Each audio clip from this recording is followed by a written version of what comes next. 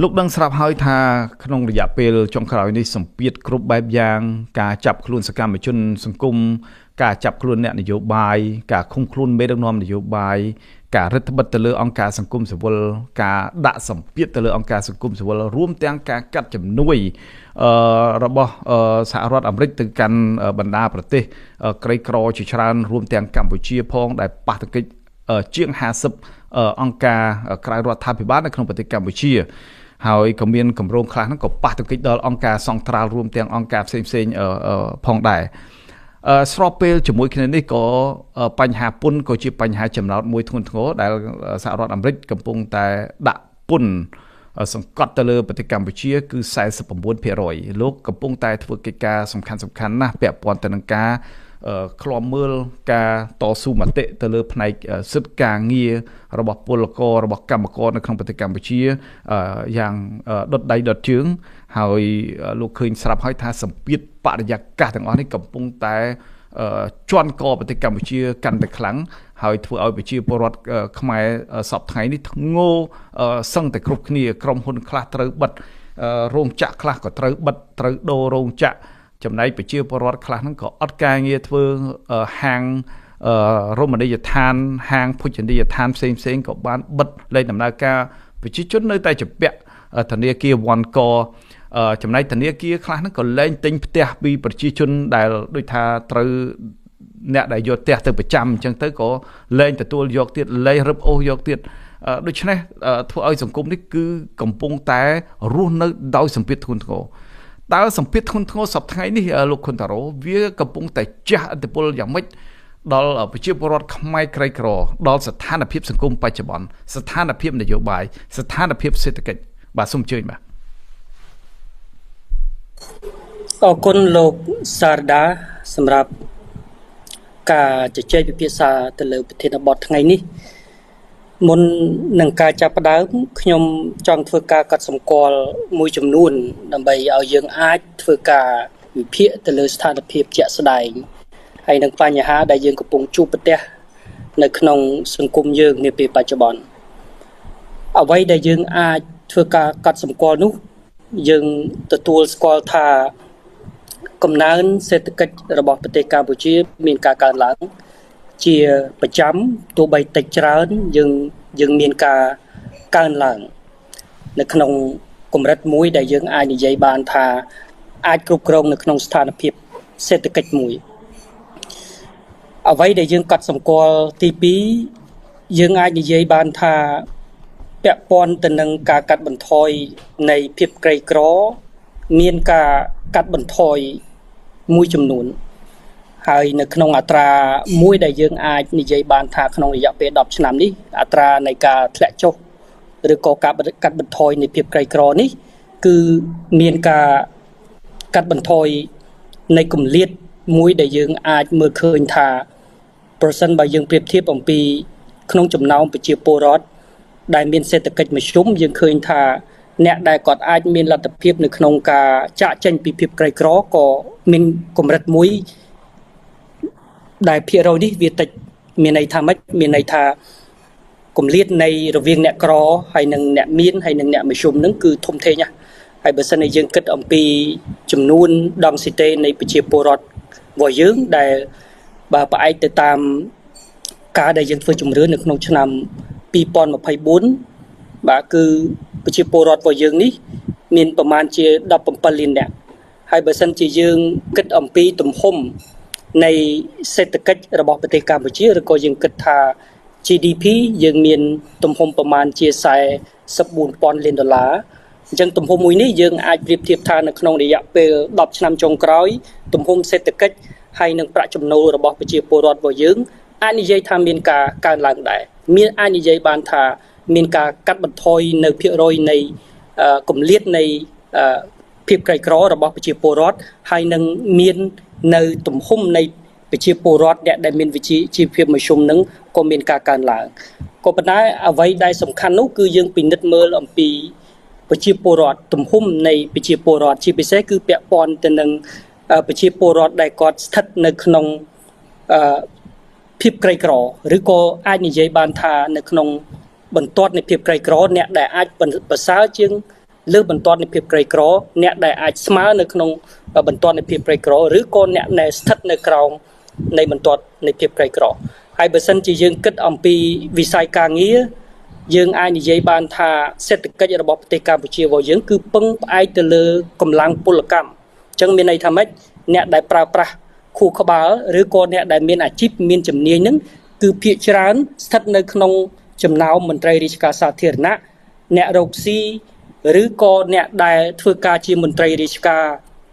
ជាដើមឡាក់ក៏ប៉ុន្តែបើសិនជាយើងមើលអំពីទំហំនៃកម្លាំងពលកម្មមានន័យថាអ្នកដែលមិនប្រើខួរក្បាលអ្នកដែលប្រើកម្លាំងពលកម្មសុទ្ធបើយើងពិនិត្យមើលនៅក្នុងវិស័យវិជ្ជាភ័ណ្ឌកាត់ដេរយើងឃើញថាទំហំនៃកម្លាំងពលកម្មរបស់យើងមានប្រមាណជាង1លាននាក់ហើយបើសិនជាយើងពិនិត្យមើលនៅក្នុងវិស័យសន្តាគារប្រមាណជា6សែននាក់ហើយបើសិនជាយើងគិតអំពីពលករចំណាក់ស្រុកមានប្រមាណជា2លាននាក់ហើយបើសិនជាយើងនិយាយអំពីវិស័យសំណង់មានប្រមាណជាង120,000 27,000នាក់អញ្ចឹងមានន័យថាម៉េចមានន័យថានៅក្នុង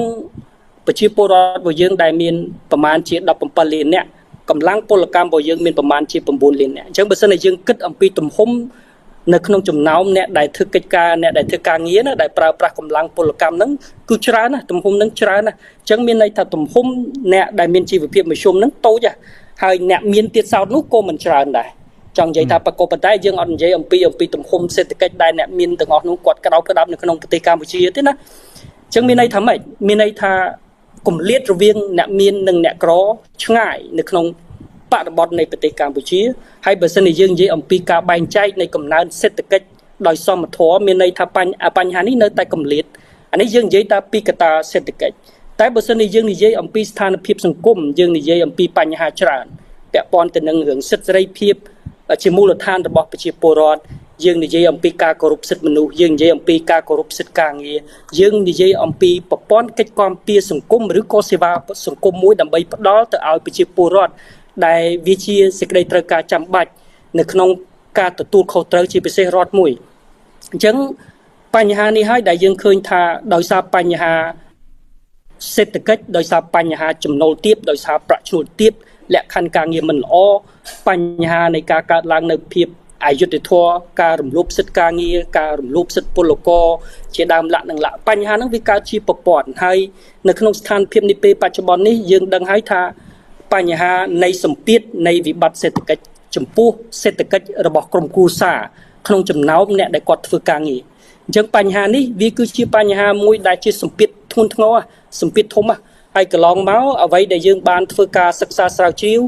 ជាមួយនឹងចង្កោមអ្នកដែលធ្វើការងារនៅក្នុងវិស័យការងារនេះ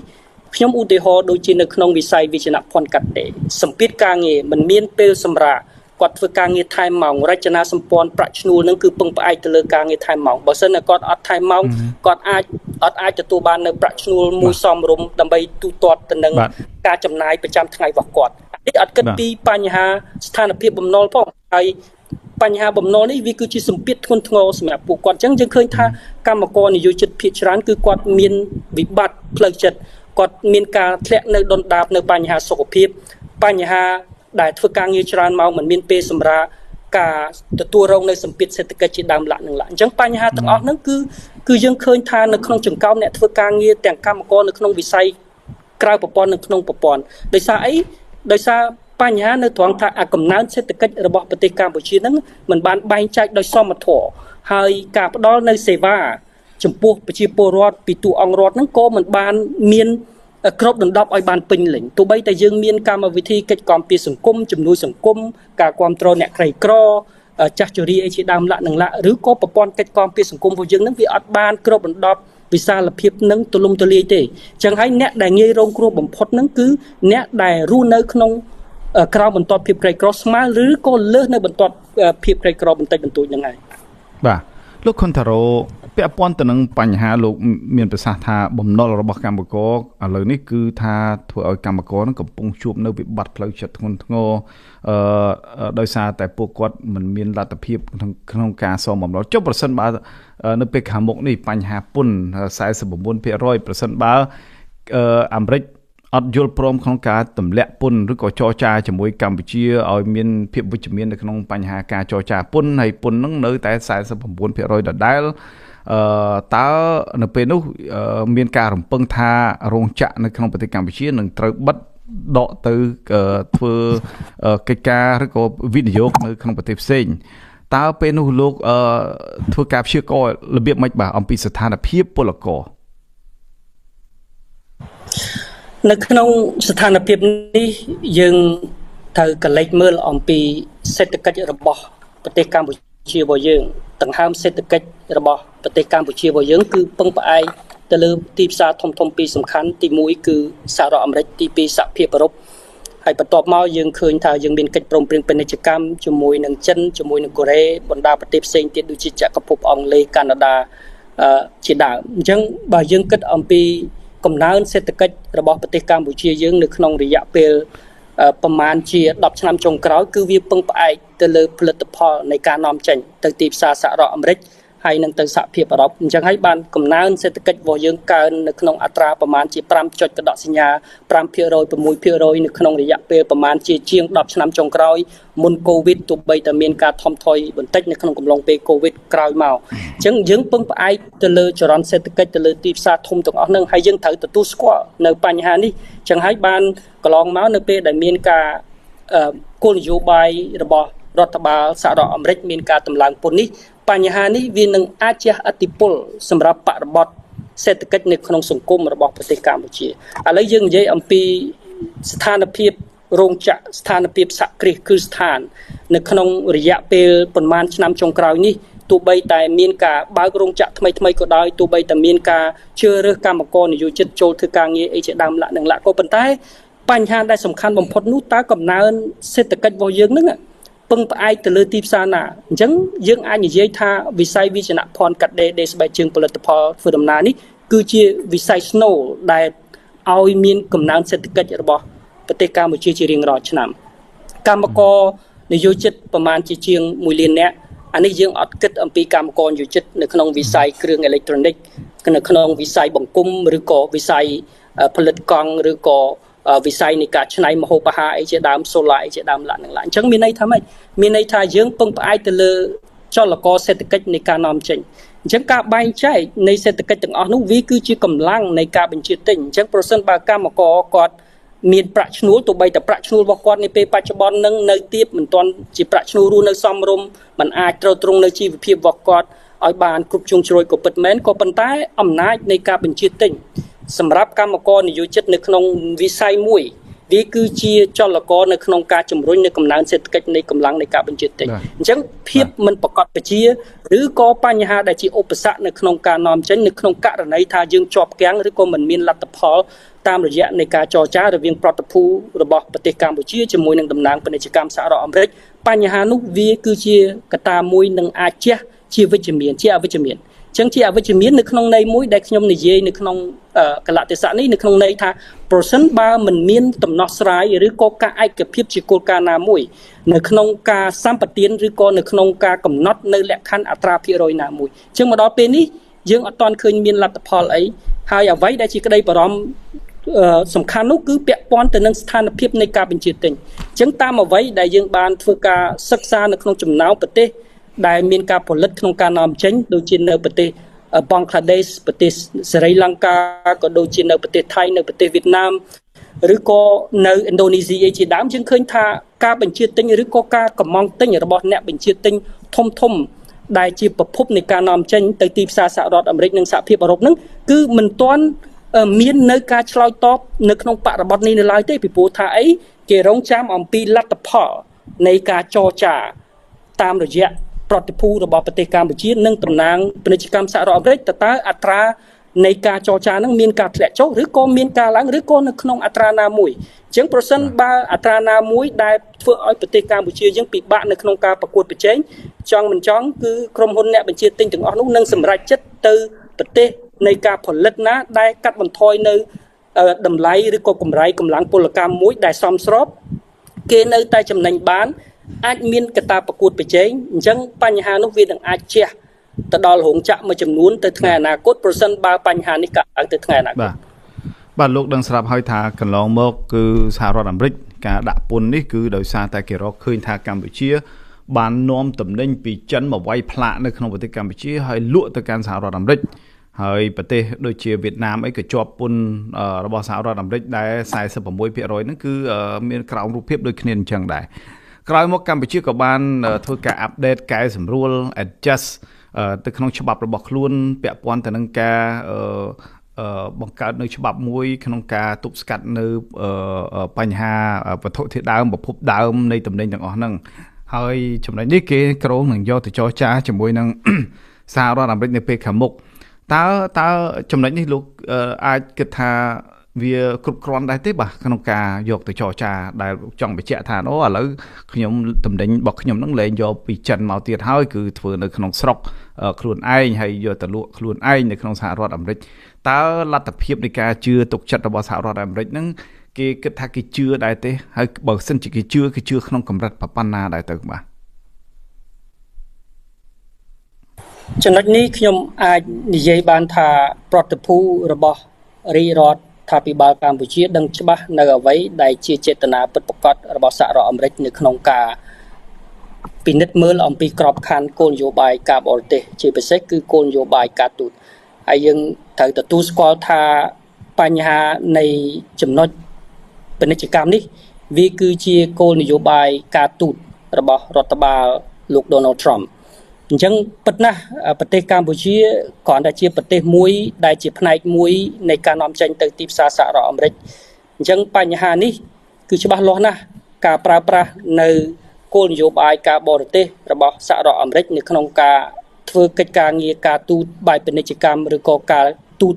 នៅក្នុងកម្រិតសេដ្ឋកិច្ចសង្គមនយោបាយគឺបញ្ហានេះគឺជាបញ្ហាស្នូលអញ្ចឹងក្របខ័ណ្ឌនៃកិច្ចព្រមព្រៀងពាណិជ្ជកម្មនេះវាគឺជាលក្ខខណ្ឌជាលក្ខណៈវិនិច្ឆ័យនៅក្នុងដំណើរការនៃការចរចាអញ្ចឹងបញ្ហានេះគឺ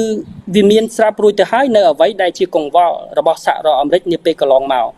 បញ្ហានៃការជួញដូរបញ្ហាពាក់ព័ន្ធទៅនឹងលបែងអនឡាញការលបែងឆោបោកអីជាដើមនេះបញ្ហានេះគឺវាមាននៅក្នុងកំណត់ត្រារបស់របាយការណ៍សហរដ្ឋអាមេរិកជាពិសេសរបាយការណ៍របស់ក្រសួងការបរទេសសហរដ្ឋអាមេរិកអញ្ចឹងបញ្ហាការឆោបោកតាមអនឡាញប្រភពដែលពាក់ព័ន្ធទៅនឹងស្ថានភាពការជួញដូរមនុស្សអីជាដើមនេះវាជាលក្ខណៈវិនិច្ឆ័យមួយខ្ញុំអាចនិយាយបានថាបញ្ហានេះគឺជាបញ្ហារសើបបញ្ហានេះវាគឺជាបញ្ហាស្នូលដែលជាប្រធានបទមួយដែលសំខាន់អញ្ចឹងលក្ខខណ្ឌទាំងអស់នេះខ្ញុំគិតថាវាជាផ្នែកមួយបញ្ហាទី2ដែលពាក់ព័ន្ធទៅនឹងការប្រកួតប្រជែងការធ្វើពាណិជ្ជកម្មជាពិសេសគឺពាក់ព័ន្ធទៅនឹងការកំណត់នៅអត្តសញ្ញាណនៃប្រភពទំនិញហើយបញ្ហានេះយើងត្រូវទទួលស្គាល់ដែរថានៅក្នុងបរិបទនៃសេដ្ឋកិច្ចរបស់ប្រទេសកម្ពុជាយើងដឹងហើយថានៅក្នុងការវិនិយោគផ្ទាល់មកក្នុងប្រទេសកម្ពុជាឬក៏ក្រុមហ៊ុនដែលមានលក្ខណៈសម្បត្តិដើម្បីទទួលបាននៅគម្រោងវិនិយោគតាមរយៈការអនុម័តដោយក្រុមប្រឹក្សាអភិវឌ្ឍកម្ពុជាគម្រោងភាគច្រើនគឺជាក្រុមហ៊ុនវិនិយោគទុនរបស់ចិននៅក្នុងវិស័យវាយនភ័ណ្ឌកាត់ដេរយើងអាចនិយាយបានថាមានក្រុមហ៊ុនចិនប្រមាណជា70%ក្រៅពីនឹងសិតសឹងតែជាក្រុមហ៊ុនជប៉ុនដែលភាគច្រើនវិនិយោគទៅលើគ្រឿងអេឡិចត្រូនិកគ្រឿងបង្គុំអីជាដើមឡាក់នឹងឡាក់ឬហើយនឹងក្រុមហ៊ុនកូរ៉េអីជាដើមអញ្ចឹងបើសិនជាយើងមើលនៅក្នុងទម្រង់បែបនេះយើងអាចនិយាយបានថាបញ្ហានៃការនាំចេញឬក៏អត្តសញ្ញាណដែលអាចនិយាយបានថាធ្វើនៅក្នុងប្រទេសកម្ពុជាហើយនាំចេញទៅទីផ្សារសហរដ្ឋអាមេរិកនិងសហភាពអឺរ៉ុបជាក់ស្ដែងនៅក្នុងវិស័យវិជ្ជាភ័ណ្ឌកាត់ដេរយើងនាំចូលនៅវត្ថុធាតុដើមពីចិនអាហ្នឹងយើងច្បាស់ណាស់ពីព្រោះអីយើងវាគ្រាន់តែជាទីតាំងនៃការដេរភ្ជាប់នៃការផ្ដេភ្ជាប់ដោយប្រើប្រាស់នៅកម្លាំងពលកម្មតែជាក់ស្ដែងគឺយើងអត់បានផលិតនៅវត្ថុធាតុដើមទេឬក៏វត្ថុធាតុដើមពាក់កណ្ដាលសម្រាប់ណាមួយយើងអត់មាន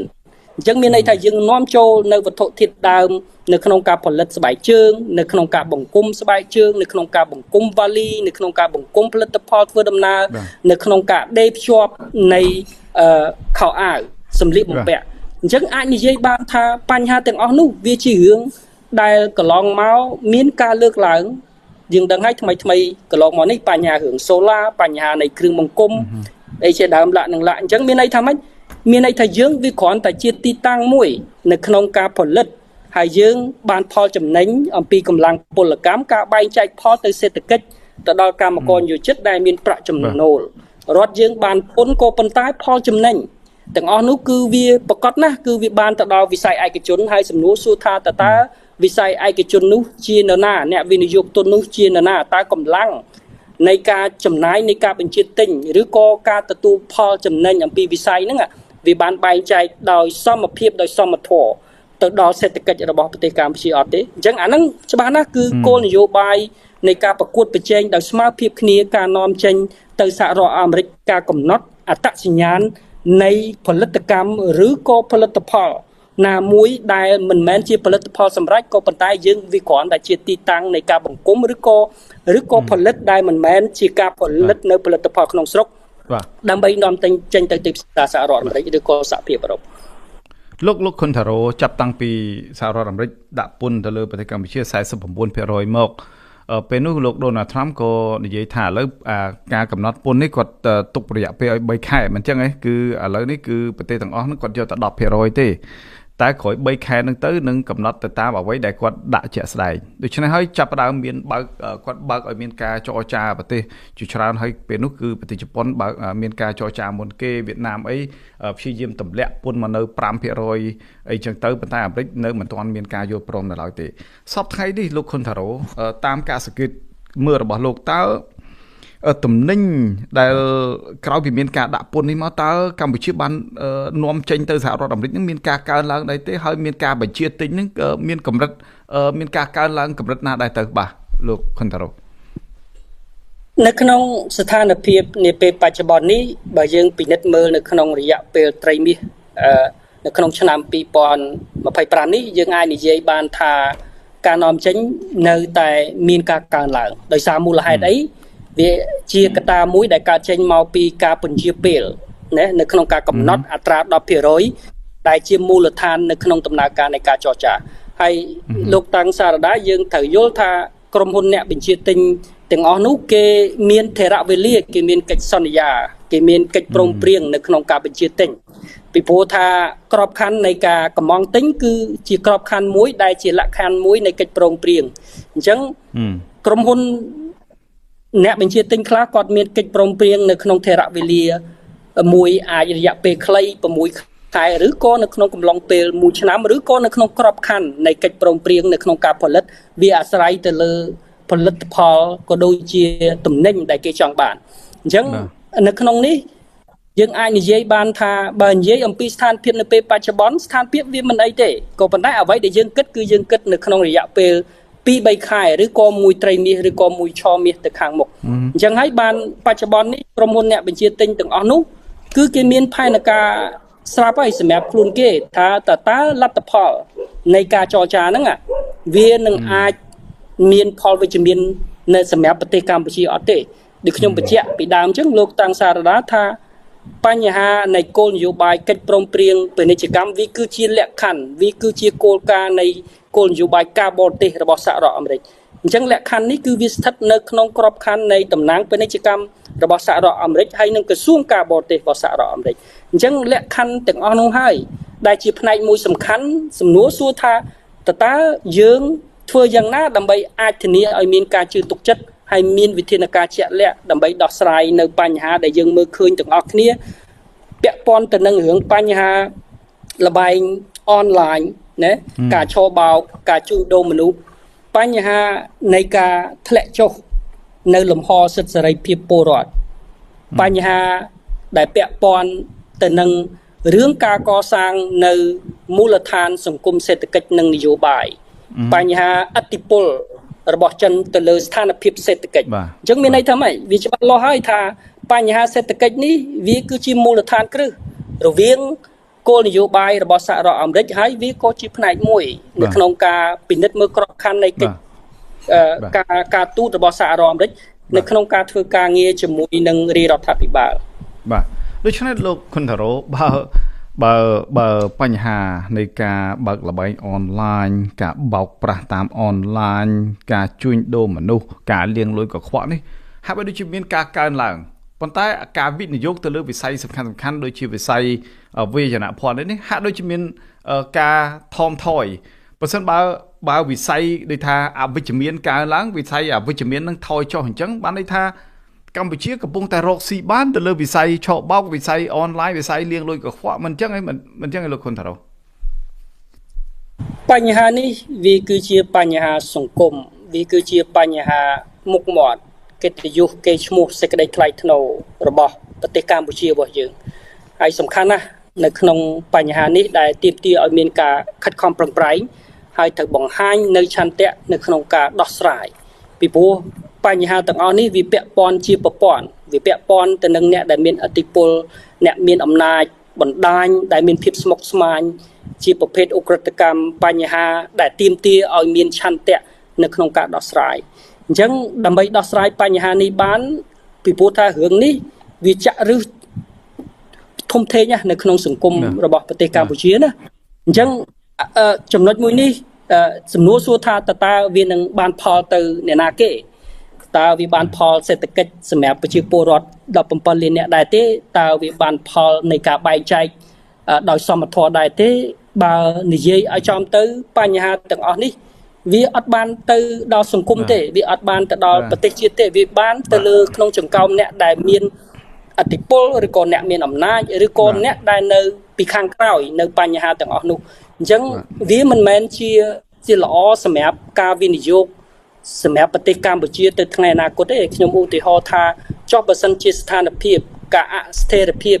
បញ្ហាអសន្តិសុខដែលកើតចេញមកពីបញ្ហាដែលញោមញីអំពីបញ្ហាលបែងអនឡាញការឆោបោកនេះសំណួរសួរថាតើយើងអាចតាក់ទាញវិនិយោគទុនមកប្រទេសកម្ពុជាបានទេតើអ្នកវិនិយោគទុនគេនឹងអាចជឿទុកចិត្តទេខណៈពេលដែលរដ្ឋាភិបាលលោកកំពុងដៃម្ខាងព្យាយាមដើម្បីតាក់ទាញអ្នកវិនិយោគទុនពីសហភាពអឺរ៉ុបសហរដ្ឋអាមេរិកបណ្ដាប្រទេសផ្សេងទៀតសូម្បីតែវិស័យឯកជនសភាពាណិជ្ជកម្មសហរដ្ឋអាមេរិកអឺរ៉ុបអីជាដើមលក្ខហ្នឹងក៏ព្យាយាមនៅក្នុងការជំរុញជ្រែងដែរក៏ប៉ុន្តែសំណួរសួរថាតើអ្នកវិនិយោគទុនល្អទាំងអស់ហ្នឹងគេហ៊ានដាក់ផុកដើម្បីមកវិនិយោគទុននៅក្នុងប្រទេសកម្ពុជាដែរឬទេបាទលោកខុនតារ៉ូខ្ញុំចង់សួរលោកចេះបើកម្ពុជាមិនជាប់កាតព្វកិច្ចពន្ធឧទាហរណ៍ថាឥឡូវកម្ពុជាមាន GSP មាន GSP មាន EBA នៅដូចដើមមិនអញ្ចឹងណានៅដូចដើមតើចំណូលពីការរកស៊ីទៅអឺរ៉ុបទៅចិនក៏ដោយទៅអាមេរិកក៏ដោយនឹងទៅប្រទេសផ្សេងទៀតក៏ដោយទៅអូស្ត្រាលីអីក៏ដោយសរុបមួយឆ្នាំតើចំណេញបានប៉ុន្មានបាទចំណុចមួយនេះលោកតាំងសារដាបើសិនជាយើងនិយាយអំពីការចំណេញយើងនិយាយអំពីទំហំពាណិជ្ជកម្មបាទអញ្ចឹងទំហំពាណិជ្ជកម្មនេះវាជាតលហិកមួយដើម្បីយើងយកវិភាគនៃកំណើនសេដ្ឋកិច្ចរបស់ប្រទេសកម្ពុជាកំណើនសេដ្ឋកិច្ចមួយវាមានការបែងចែកទៅដល់ប្រជាពលរដ្ឋតាមកម្លាំងនៃការបញ្ជាទិញឬក៏ប្រាក់ចំណូលរបស់ពលរដ្ឋការបង្កើតការងារទីផ្សារការងារអញ្ចឹងមានន័យថាម៉េចមានន័យថានៅពេលដែលទំហំពាណិជ្ជកម្មរបស់យើងមានការកើនឡើងដោយពឹងផ្អែកទៅលើទីផ្សារសហរដ្ឋអាមេរិកអញ្ចឹងមានន័យថាម៉េចមានន័យថាសហរដ្ឋអាមេរិកបានដើរតួនាទីសំខាន់នៅក្នុងការចូលរួមអភិវឌ្ឍសេដ្ឋកិច្ចសង្គមសម្រាប់ប្រទេសកម្ពុជានៅក្នុងការបង្កើតនៅមុខរបរទីផ្សារការងារនៅក្នុងប្រទេសកម្ពុជាអញ្ចឹងច្បាស់ណាស់ថានៅពេលដែលពលរដ្ឋមានការងារធ្វើគាត់មានប្រាក់ចំណូលគាត់បង់ពន្ធគាត់មានកាតព្វកិច្ចផ្សេងទៀតគាត់មានកម្លាំងនៃការបញ្ជាទិញអញ្ចឹងអាហ្នឹងវាធ្វើឲ្យសេដ្ឋកិច្ចដើរអញ្ចឹងចំណុចមួយហ្នឹងហើយដែលយើងតែនិយាយថាមូលដ្ឋានគ្រឹះនៃកិច្ចព្រមព្រៀងពាណិជ្ជកម្មការប៉ាន់ស្មានរបស់លោកដែលលោកធ្វើកិច្ចការខាងបញ្ហានេះវាយូរឆ្នាំដែរតើលោកអាចប៉ាន់ស្មានមើលថាក្នុងមួយឆ្នាំរវាងប្រមាណប្រទេសនេះអាចកម្ពុជាអាចចំណេញបានប្រមាណបើគិតជាថវិកាជាលុយដែលចូលតែម្ដងណាលោកខុនតារ៉ូយើងនិយាយសាមញ្ញហ្មងឥឡូវយើងលក់ទៅអាមេរិកថាចំណេញ1000ចុះ1000លានដុល្លារក្នុងមួយឆ្នាំទៅអឺរ៉ុបមកជាង1000លានទៀតមិនអញ្ចឹងទេទៅចិនថា500លាន300លានអីចុះសរុបមកវាប្រមាណមើលប្រហែលជាថាទាំងអស់ទាំងលោកតាំងសារដាចំណុច3000លានចុះបាទ3000លានថាជាង3000លានចុះបើយើងនិយាយបើយើងផ្អែកទៅតាមទិន្នន័យសេដ្ឋកិច្ចនៅក្នុងឆ្នាំ2024វិស័យវិជ្ជាភ័ណ្ឌកាត់ដេរដេរស្បែកជើងនេះដើរតួនាទីនៅក្នុងការចូលរួមកំណើន GDP របស់ប្រទេសកម្ពុជារបស់យើងនេះប្រមាណជា 50% ចឹងបើសិនជាយើងគិតអំពីផលិតផលសរុបប្រមាណជា47,000 លានដុល្លារនៅក្នុងមួយឆ្នាំអញ្ចឹងមានន័យថាទំហំនៃការនាំចេញទៅទីផ្សារពីរនេះធំណាស់កិច្ចព្រមព្រៀងពាណិជ្ជកម្មទៅនាំចេញទៅចិនក៏មិនអាចយកជំនួសបានដែរកិច្ចព្រមព្រៀងពាណិជ្ជកម្មសេរីជាមួយនឹងកូរ៉េក៏មិនអាចយកមកជំនួសបានតែជប៉ុន UK ចក្រភពអង់គ្លេសឬក៏កាណាដាអញ្ចឹងមានន័យថាម៉េចមានន័យថាយើងចំណេញផ្នែកសេដ្ឋកិច្ចដោយសារអីយើងមានឱកាសនៅក្នុងការនាំចេញស្ថិតក្រោមប្រព័ន្ធអនុគ្រោះពន្ធ EBA របស់សហភាពអឺរ៉ុបហើយនិង GSP របស់សហរដ្ឋអាមេរិកសំណួរលោកតាំងសារ៉ាចង់សួរថាហើយចុះតើបើសិនជា Trump រដ្ឋបាល Trump តម្លើងពន្ធនៅក្នុងអត្រាណាមួយឧទាហរណ៍ថាបច្ចុប្បន្ននេះ 10% ក៏ប៉ុន្តែចរចាគ្នាមិនត្រូវនៅសល់ 30% ចុះអញ្ចឹងមានន័យថាម៉េចមានន័យថាយើងនៅតែទទួលបាននៅផលអនុគ្រោះពន្ធនៃការនាំចេញក៏ប៉ុន្តែអបិដានៃការបង់ពន្ធ levy ទៅទីផ្សារសហរដ្ឋអាមេរិកនឹងគឺជាកាតព្វកិច្ចរបស់អ្នកនាំចេញហើយនឹងក្រុមហ៊ុនអ្នកបញ្ជាទិញមានន័យថានៅពេលដែលយើងចាប់ផ្ដើម shift គេចាប់ផ្ដើមគិតអំពីដែលយើងលើកដាក់នៅលើនាវាហើយនៅពេលដែលចូលទៅដល់កំពង់ផែរបស់សហរដ្ឋអាមេរិកនៅក្នុងរដ្ឋណាមួយនោះវាជាកាតព្វកិច្ចនៅក្នុងការបង់រនាំងពន្ធរបស់ក្រុមហ៊ុនអ្នកបញ្ជាទិញអញ្ចឹងបើសិនជាយើងនិយាយអំពីផលចំណេញយើងទទួលបានផលចំណេញច្រើនណាស់ប្រហែលជា 50% នៃផលិតផលសរុបរបស់ប្រទេសកម្ពុជាអញ្ចឹងហើយអាហ្នឹងគឺជាកំណើនសេដ្ឋកិច្ចអញ្ចឹងគេបាត់ចែកការលោកផុនតារ៉ូ 50% នោះប្រហែលទៅបើគិតជាយើងអាចនិយាយបើយើងយករូបមន្តនៃការកណនានៃផលិតផលសរុបប្រហែលជា46-47 លានដុល្លារមួយឆ្នាំអញ្ចឹងយើងអាចនិយាយបានថាការនាំចេញទៅទីផ្សារទាំងអស់នេះប្រហែលជាង 20,000 លានដុល្លារនៅក្នុងមួយឆ្នាំអញ្ចឹងគ្រាន់តែផលិតផលវិជ្ជាភ័ណ្ឌកាត់ដេរស្បែកជើងតែមួយមុខផងដែលយើងនាំចេញទៅទីផ្សារសហរដ្ឋអាមេរិកនៅក្នុងមួយឆ្នាំជាង 4,000 លានដុល្លារអានេះយើងគិតនៅក្នុងកម្រិតត្រីមានណាមិនគិតមួយឆ្នាំទេណាអញ្ចឹងមានន័យថាម៉េចមានន័យថាកំណើនសេដ្ឋកិច្ចរបស់យើងនឹងវាពឹងផ្អែកទៅលើការនាំចេញហើយការនាំចេញរបស់យើងមានការកើនឡើងវានាំឲ្យការបង្កើតនៅទីផ្សារការងារនេះសំខាន់ណាស់មានន័យថាម៉េចរោងចក្របើកការជ្រើសរើសកម្លាំងពលកម្មកម្មករមានប្រាក់ចំណូលគាត់អាចមានលទ្ធភាពនៅក្នុងការបញ្ជាទិញអញ្ចឹងអាហ្នឹងវាជាប្រភពនៃចំណូលក៏ប៉ុន្តែនៅត្រង់ថាការបែងចែកនៃកំណើនសេដ្ឋកិច្ចរបស់យើងនោះគឺវាមិនទាន់មានសមធម៌នៅឡើយទេហើយការបែងចែកនៃកំណើនសេដ្ឋកិច្ចរបស់យើងហ្នឹងក៏មិនទាន់អាចឲ្យប្រជាពលរដ្ឋរបស់យើងហ្នឹងងើបផុតអំពីបន្ទាត់នៃភាពក្រីក្រអញ្ចឹងហើយបាននៅក្នុងរយៈពេលជាង10ឆ្នាំចុងក្រោយនេះទោះបីតែយើងបានកាត់បន្ថយនៅអត្រានៃភាពក្រីក្រយ៉ាងណាក៏ដោយក៏ប៉ុន្តែគម្លាតពលរដ្ឋដងស៊ីតេពលរដ្ឋអ្នកដែលរស់នៅទីតាមជនបទអ្នកដែលអត់មានឱកាសអ្នកដែលរស់នៅក្នុងស្ថានភាពក្រោមស្មើឬក៏លើសនៅបន្ទាត់នៃភាពក្រីក្រហ្នឹងពួកគាត់ជួបឧបសគ្គបញ្ហាសេដ្ឋកិច្ចគាត់ជួបបញ្ហាតាក់ទងទៅនឹងសេចក្តីត្រូវការជាមូលដ្ឋានអញ្ចឹងហើយបានថាកំណើនសេដ្ឋកិច្ចរបស់យើងនេះគឺមិនទាន់មានការបែងចែកឲ្យបានសមធម៌ទៅក្នុងសង្គមទេអញ្ចឹងអ្នកមានកាន់តែមានទៅអ្នកក្រកាន់តែក្រទៅអ្នកខ្លះគាត់រកចំណូលក្រោម$2នៅក្នុងមួយថ្ងៃហើយបើមិនជាយើងគិតអំពីកម្មករកាត់ដេរជាភាគរយគាត់អាចរកចំណូលបានប្រមាណជា$6.5នៅក្នុងមួយថ្ងៃហើយចំណុចហ្នឹងហើយដែលយើងនិយាយថាតើប្រាក់ឈ្នួលរបស់គាត់$6.5នៅក្នុងមួយថ្ងៃនេះគាត់អាចទប់ទល់ទៅនឹងការចំណាយប្រចាំថ្ងៃរបស់គាត់បានទេឥឡូវយើងនិយាយតែម្ហូប3ពេលចុះតើ$6.5គាត់អាចមានលទ្ធភាពដើម្បីទៅបញ្ជាទិញនៃអាហារដែលមានប្រូតេអ៊ីនគ្រប់គ្រាន់ដើម្បីទ្រទ្រង់កត្តាសុខភាពរបស់គាត់បានទេអញ្ចឹងមានន័យថាម៉េចមានន័យថាសំបីតែអំណាចនៃការបញ្ជាទិញរបស់គាត់នឹងគាត់ត្រូវរឹតបន្តឹងគាត់ត្រូវកាត់បន្ថយពីព្រោះគាត់ត្រូវចំណាយទៅលើការសិក្សារៀនសូត្ររបស់កូនគាត់ចំណាយទៅលើការហូបចុកប្រចាំថ្ងៃគាត់ចំណាយទៅលើបញ្ហាបំណុលអីជាដើមឡាក់នឹងឡាក់អញ្ចឹងបញ្ហាទាំងអស់នោះវាជាឥទ្ធិពលទៅលើកំណើនសេដ្ឋកិច្ចរបស់គាត់សួរថានៅក្នុងមួយខែគាត់នៅសល់លុយប្រមាណនៅក្នុងកប៉ាល់របស់គាត់ក្រៅពីការទូទាត់ទាំងអស់នោះតើនៅក្នុងកងធនាគាររបស់គាត់នឹងមាន balance ប្រមាណតើគាត់អាចសន្សំបានប្រមាណគាត់អាចត្រៀមលក្ខណៈប្រមាណនៅពេលដែលគាត់មានហានិភ័យពេលឈឺថ្កាត់ឪពុកម្ដាយកូនរបស់គាត់ជួបបញ្ហាប្រឈមអីជាដើមឡាក់នឹងឡាក់បាទលោកខុនតារ៉ូលោកបានលើកឡើងថាបើយើងនាំគ្នាវិភាគអំបញ្ញមិញថាចំណូលដែលបានពីការធ្វើពាណិជ្ជកម្មលក់ផលិតផលអីទៅនឹងទៅណាទាំងអស់យើងសរុបមកថាជាង20ប្រហែលជា$20,000 លានក្នុងមួយឆ្នាំ លោកគិតមើលសំបីតែការរកឃើញរបស់សហរដ្ឋអាមេរិកទៅលើក្មួយប្រុសបង្កើតរបស់លោកហ៊ុនសែនគឺលោកហ៊ុនតូនដែលរកស៊ីឆោបោកតាមអនឡាញលាងលុយកខ្វក់អីហ្នឹងគឺថាមួយតាំងពី2021ដល់2023 24ហ្នឹងគឺថាលោកហ៊ុនតូចំណេញលុយចំនួនជាង$57,000 លានបាទក្នុងរយៈពេលប្រហែលឆ្នាំនេះអញ្ចឹងបើយើងគិតតួលេខទៅឃើញថាសឹងតែលើសការដែលខ្មែរយើងរកស៊ីនាំខិតខំនាំផលិតផលនាំអីយកទៅលក់ផងហើយលោកហ៊ុនតូគ្រាន់តែធ្វើ scam អនឡាញសោះហ្នឹងដូចថាការងារស្រួល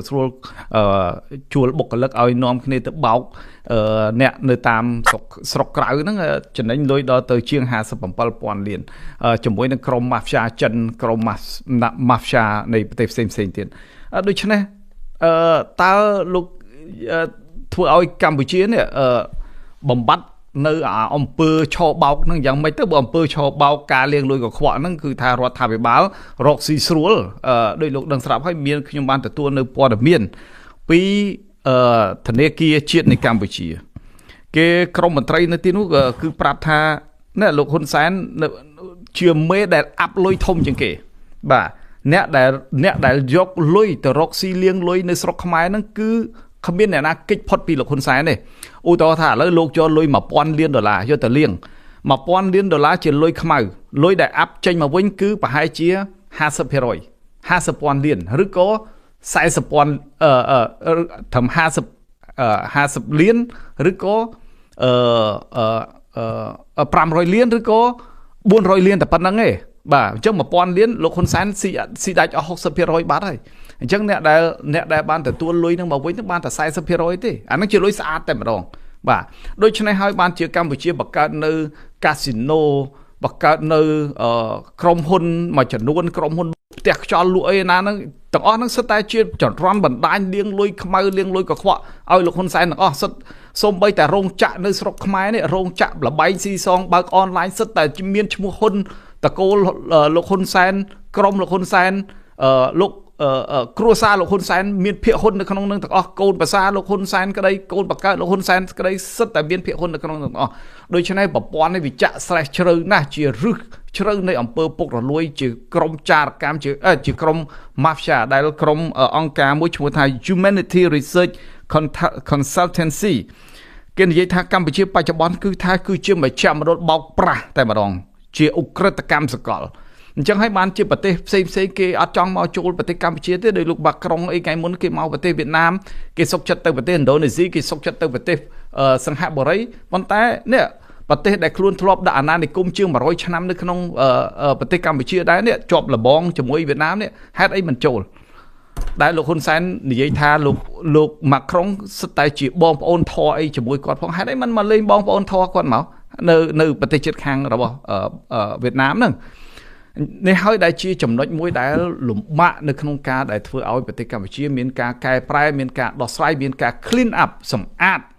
ទៅនឹងបទឧក្រិដ្ឋកម្មអនឡាញឧក្រិដ្ឋកម្មឆបោកការជួញដូរការលាងលុយកខ្វក់នៅក្នុងប្រទេសកម្ពុជាសពថ្ងៃរូបភាពដែលប្រទេសកម្ពុជាមានគឺបែបនេះឯងដែលសហគមន៍អន្តរជាតិ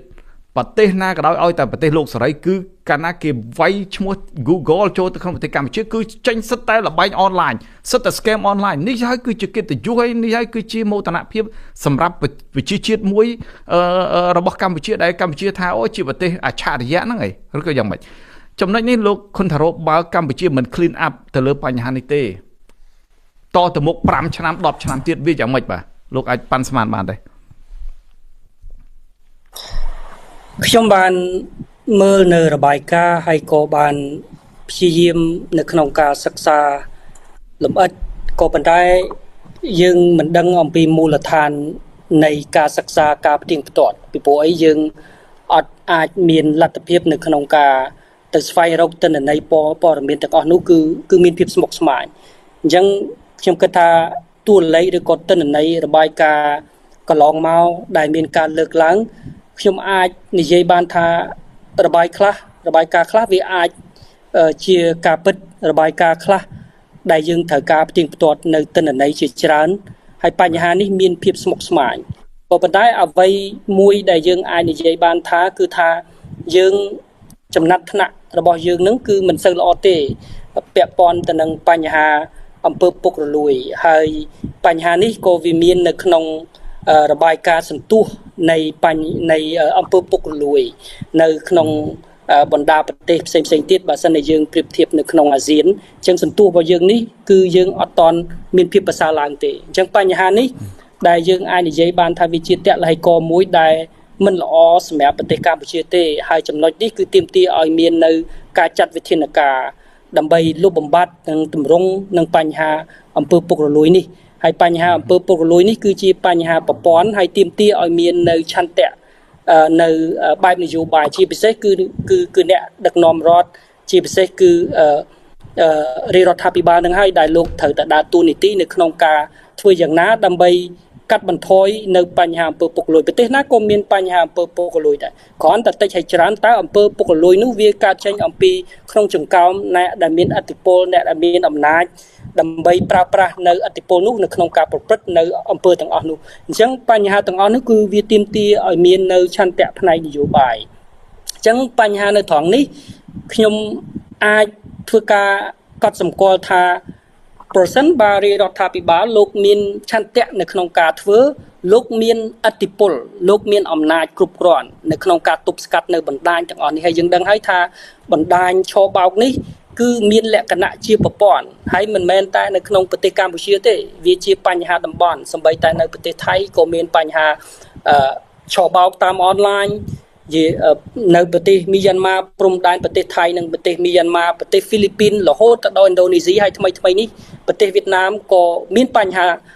ពាក់ព័ន្ធទៅនឹងបញ្ហាឆបោកដែរដែលកន្លងមកយើងមិនដែលមានទិន្នន័យព័ត៌មានពាក់ព័ន្ធនឹងប្រទេសវៀតណាមទេក៏ប៉ុន្តែអាស្ថានភាពនៃបញ្ហាលបែងអនឡាញបញ្ហាការឆបោកតាមអនឡាញបញ្ហាសកម្មនេះវាមានការបដិកលាគ្នាជាប្រព័ន្ធហើយអញ្ចឹងហើយបាននៅក្នុងលក្ខខណ្ឌនេះខ្ញុំជឿជាក់ថារាជរដ្ឋាភិបាលលោកអាចធ្វើបានប្រសិនបើលោកមានឆន្ទៈផ្នែកនយោបាយហើយទប់ស្កាត់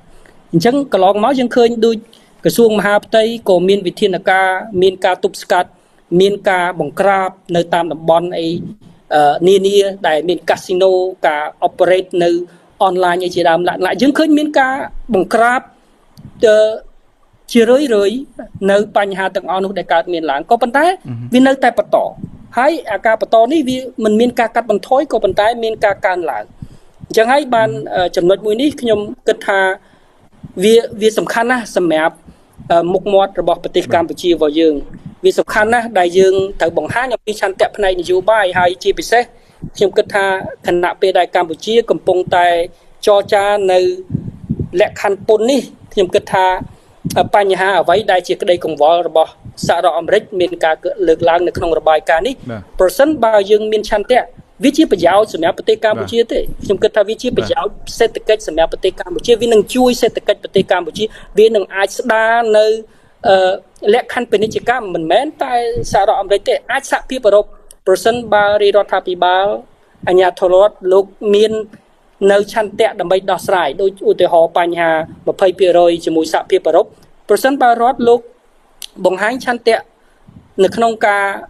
ដោះស្រាយបញ្ហានៅក្នុងការចរចាខ្ញុំជឿជាក់ថាទីផ្សារ 20% នឹងអាចទទួលមកវិញបានហើយនៅក្នុងសេចក្តីសម្រេចរបស់សភាគណៈកម្មការអឺរ៉ុបជាដើមសេចក្តីសម្រេចដែលផ្អែកទៅលើលក្ខខណ្ឌនៃការដកប្រព័ន្ធអនុគ្រោះពន្ធ